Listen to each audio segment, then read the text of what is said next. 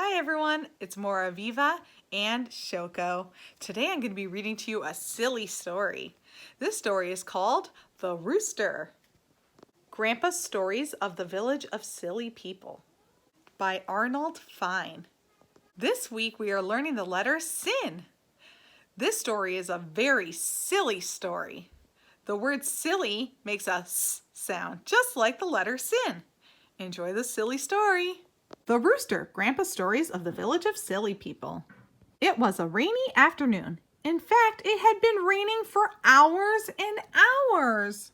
Aw, Grandpa, we're not having any fun. It's been raining ever since we got here. Isn't the sun ever going to shine again? That's funny. I know some people who once asked that very same question. You do? Really? Tell us, Grandpa. Please, tell us. Okay, let's get comfortable and I'll tell you all about them. Once upon a time, on a small farm near a village of very silly people, there once lived a rooster.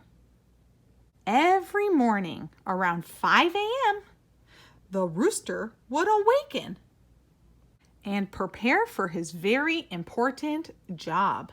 Squish, squish. You see, it was his job, cock-a-doodle-doo, to awaken the sun each morning. Once the sun was shining, the entire village of silly people was able to start its busy day. Every morning, the children were all freshly washed and scrubbed and sent to school to learn their lessons. Ding dong. They were even taught the silly notion that the crowing of the rooster caused the sun to rise each day. The village of silly people could always count on the rooster. He was always faithful to his job, no matter how hot or freezing cold or wet it may have been. The village of silly people knew their rooster was on the job. Then the day came when that wonderful rooster had become too old and feeble to crow anymore. Aw. Friends, said one of the elders, our rooster has finally retired. He has gone to live with his brother a long distance from here. Good grief, another exclaimed. With our rooster gone, how will the sun know when to rise? Everybody knows if the sun doesn't shine, our crops won't grow. Indeed, without our rooster, we'll be doomed to live in darkness forever. Suddenly, the mayor of this village of silly people spoke up. Have no fear, my friends. I have the solution. We'll simply fool the sun. One of us will make the sound of the rooster. So late that night, the entire village of silly people gathered in the field where the rooster always crowed. One by one, each villager climbed up on the fence and took a turn crowing. Each tried to make the sound of the rooster.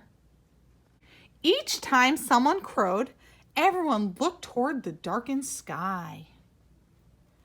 Again and again they tried. But the sun did not rise. Everyone had tried. The mayor of the little village was the only one left. He began to wonder if anyone was able to crow like the rooster. The mayor began to crow as loud as he could. Cock-a-doodle-doo! Suddenly, a great cheer went up. The sun was beginning to rise. They all believed the mayor's crowing had done it. Yes, the village of silly people had found someone whose crowing could fool the sun and cause it to rise. And so, from that day to this, every morning at 5 a.m., the mayor gets out of bed and prepares to start his busy day. Squish, squish. The mayor climbs onto the fence and begins to crow. Cock-a-doodle-doo.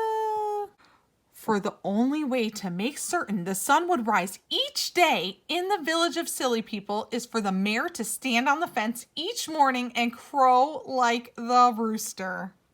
But of course, my dear children, we all know it's Hashem who causes the sun to rise. So now you know the meaning of the blessing, Asher Nasan L'Sechvi Vina. Blessed are you, Hashem, who gave the rooster understanding to distinguish between day and night, that we say every morning. Cock-a-doodle-doo. The end. I hope you enjoyed this silly story from Moraviva and Shoko. Have a great day, everyone. Bye.